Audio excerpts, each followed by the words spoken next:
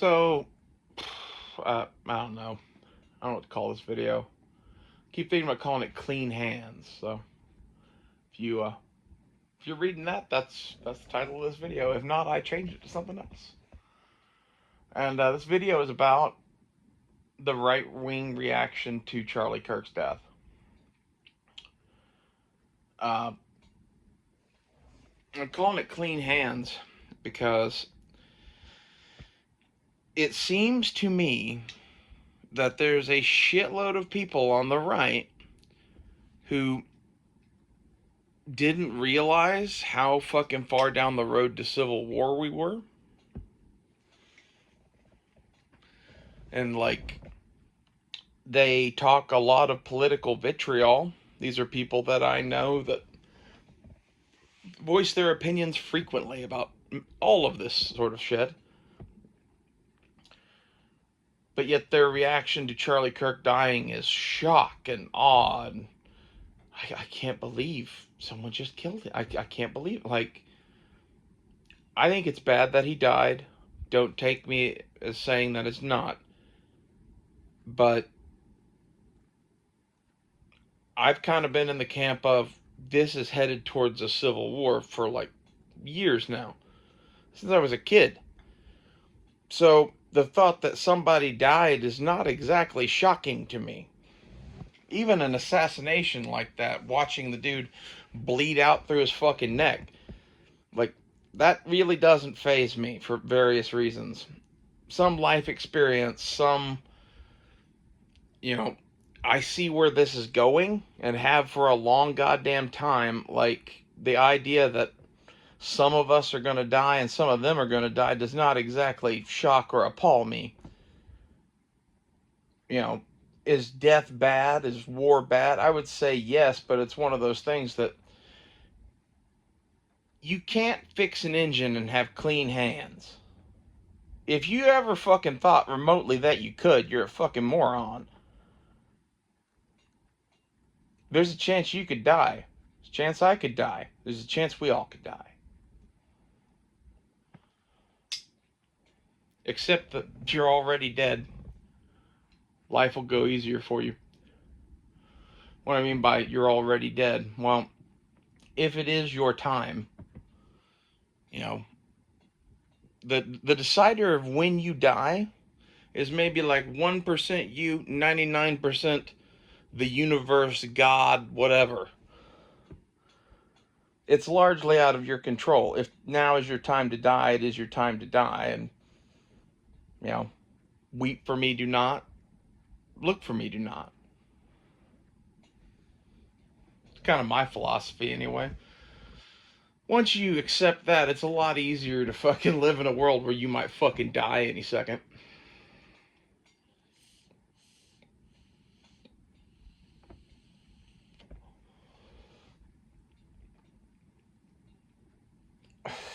When I see conservatives talk right now, that's the thing that I get from them is this like fear and panic of death. Like somebody who's in combat for the first time and it hasn't fucking hit them before exactly how fucking close they're about to come to dying.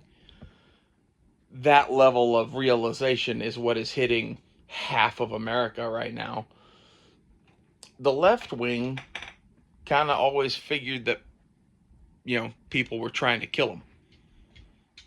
Like, they're not that shocked about this because they're a mixture of people like me who are already looking ahead and planning ahead and have adjusted their behavior accordingly. And I don't know. I had a thought and it just fucking left. But as a result of these things, the left is pretty much fucking okay with watching people die.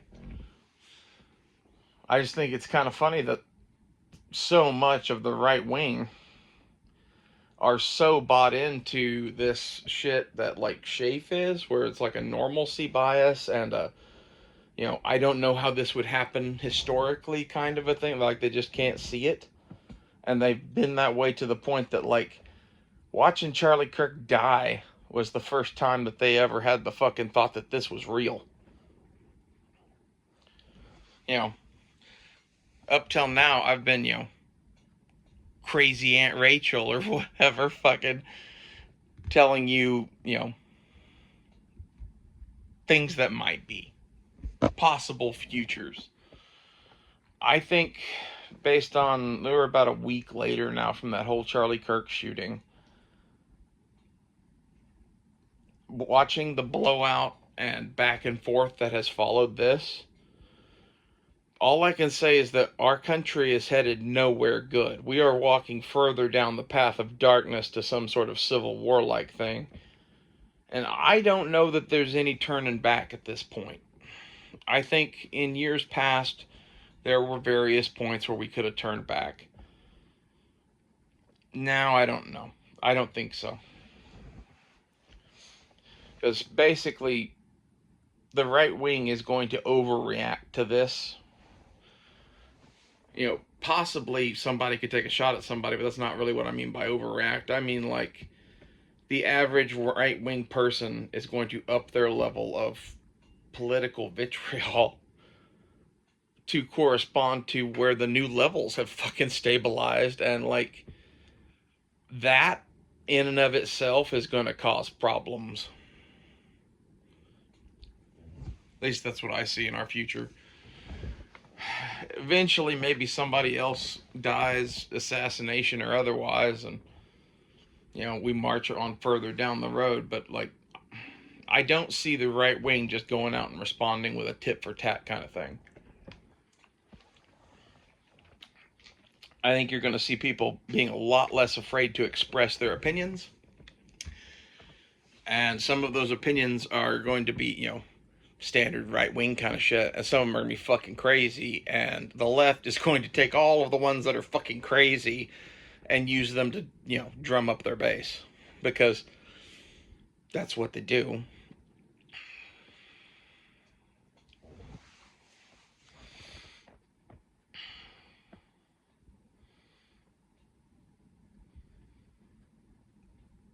It really it surprises me to hear friends of mine on videos or otherwise that are just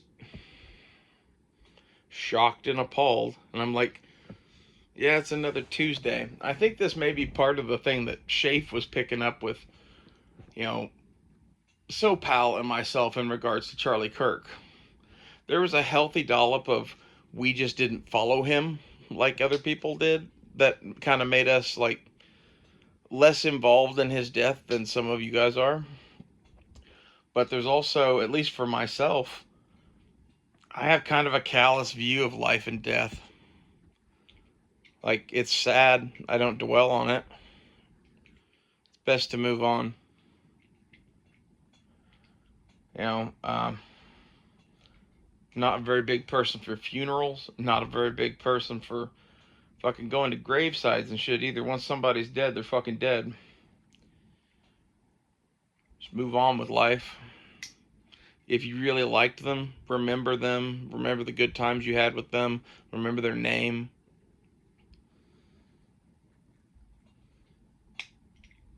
But as far as, I have emotions about this fucking dead person, like, I don't do that.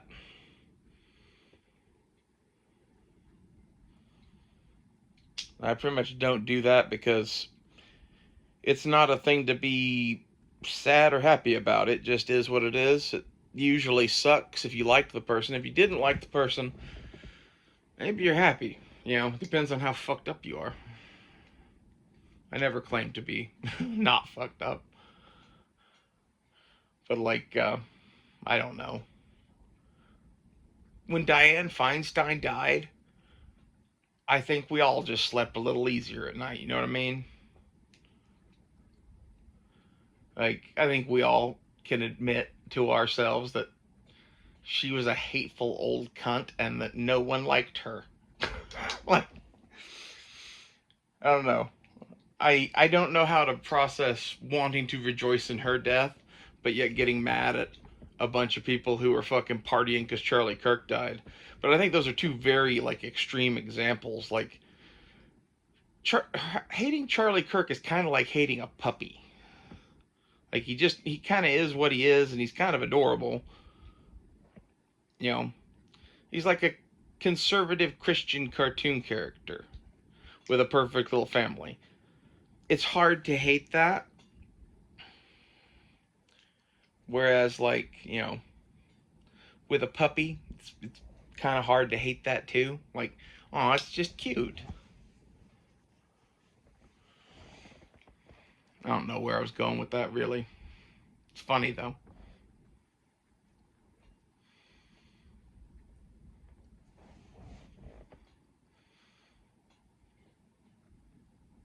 Yeah, I don't think we're headed anywhere good, man. I think that's part of the thing going on with the Charlie Kirk thing is basically they just killed a fucking puppy and then rejoiced about it. Like, I don't know. There's a whole bunch of people you could kill and fucking rejoice about. I don't think Charlie Kirk could be one of them. I cheered when that Soleimani guy got blown up by the missile too. When Trump killed he was the head of Iran's terrorist wing, basically. His last name was Soleimani. There's been several instances where people have died, and I've been like, fuck yeah. And, like, that's probably, I don't know. A lot of people would say that that's not a good thing. I think depending on how much you hated them, you should rejoice in the defeat of your enemies. If they were truly your enemy, or the enemy of mankind, which I would argue Dianne Feinstein is, I don't know. I feel much differently about someone rejoicing in her death than Charlie Kirk's. And maybe it's just because we're on opposite sides of the shit. But, like, I didn't really care for Charlie Kirk that much either. Like, he said some bullshit I disagreed with. But again, there's a big difference between, oh, well, this person and I disagreed on one issue. And, me and Dianne Feinstein were like, seems like she was created in some government lab to make my life miserable. There's several Democrat politicians that seem that way, though, right? Like, it's not just her. Nancy Pelosi came out of the same program. You can look into it. It's like, I don't know, call it Operation Hatchling.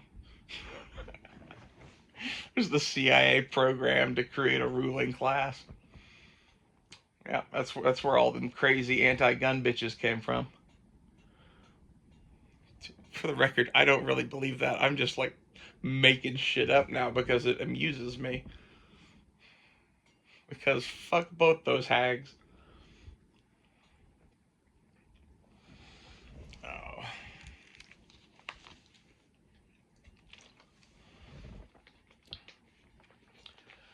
You have to wonder how many of the people that are freaking out right now about the fact that they're not going to have clean hands,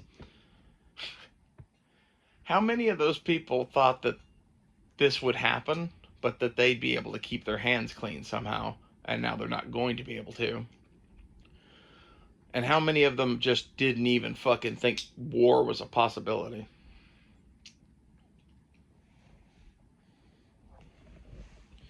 I'd be interested to know that number.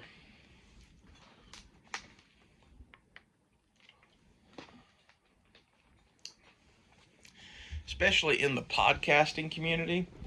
Like, there's a disproportionate number of these dudes that were like, I don't know, pretty shaken by this because that was one of their own that just got killed, and it really shows exactly how not safe they are. And as someone who's like, doing a show like that, a lot of those people probably had a reasonable presumption of safety up till now. So maybe that's some of what I'm seeing, because I'm mostly watching shows. I'm not watching, people's TikTok reels of their video diary updates or whatever the fuck it is.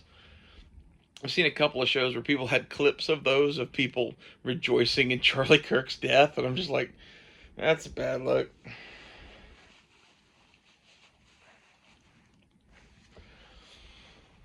I don't know.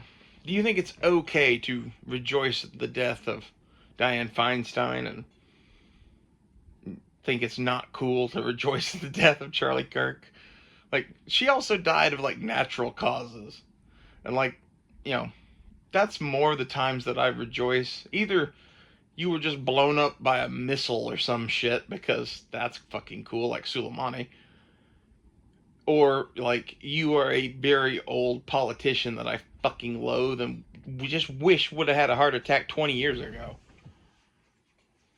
Like, it's not like she got fucking shot by somebody. I don't know if I would rejoice if she got shot by somebody. I might hold my tongue. And, like, that should really tell you something about these crazy fucking left-wing bitches that are saying this. I watched a Shoe on Head video, and she pointed out that of all these people, like, rejoicing in Charlie Kirk's death, like, the audience is like 80-something% female. Wow. So it's a bunch of girls rejoicing at his death. Like, I don't know, that's kind of even more jacked up.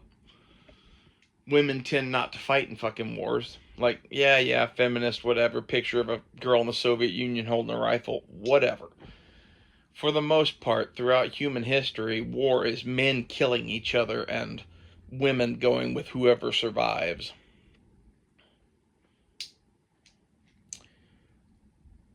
So, I don't know. The fact that the audience of the war is cheering on the fucking death of millions of men, that's interesting. I don't really have another comment on that other than, yep. Take like a sip of a beer like fucking Hank on King of the Hill. Uh-huh. That's a thing.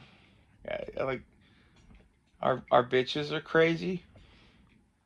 Like, most women are pretty liberal, so I guess it makes sense that that would skew that way, but I don't know.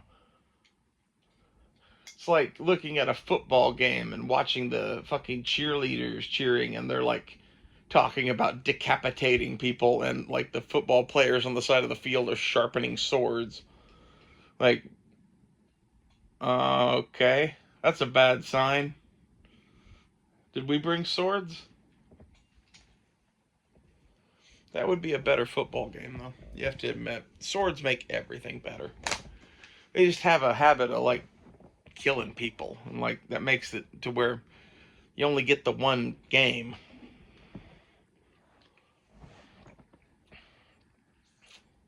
The Roman solution to that was to just find more players. But, you know, it reminds me of, like, What We Do in the Shadows, the movie. There's a point in it where they're, like, talking about how to get the housework done, and the vampire from, like, the 16th century or whatever goes, "Let's get some slaves!" Makes me think of that shit. Old-fashioned ideas. Pepperidge Farm remembers. Anyway, clean hands. Like, I don't think anyone in our generation gets to have them, so enjoy them while they last. I'll see you guys later.